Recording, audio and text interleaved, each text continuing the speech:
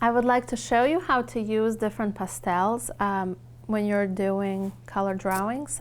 So here I have different kinds of pastels. So let's start with chalk pastels. Chalk pastels are very soft, they're very easy to blend, and they're kind of similar to charcoal. I'm going to show you just how you can mix different colors. The way you blend them is by pushing one color into the next. I'm using them on watercolor paper, which makes it harder because watercolor paper is textured and it has grooves in it. So when you're smoothing them together, you're going to get these little marks. The key with chalk pastels is not to overwork it, because if you keep applying more and more pastel onto the paper, at a certain point, it will just begin looking muddy.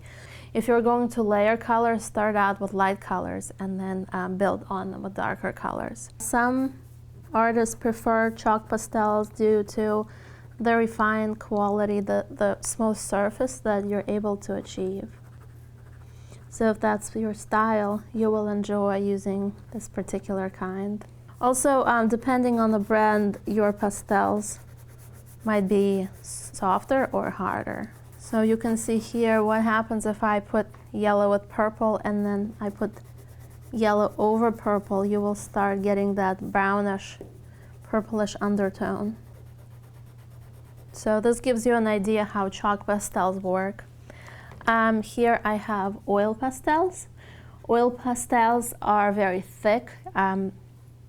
They are very painterly, and it's a lot harder to blend them together. So if you are a painter and you enjoy working with your painting knife, and you enjoy layering paint and really building up the texture, the surface of your drawing, these pastels are for you.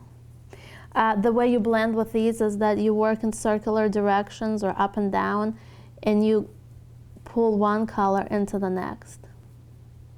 And I can compare them to working with lipstick. They're that thick.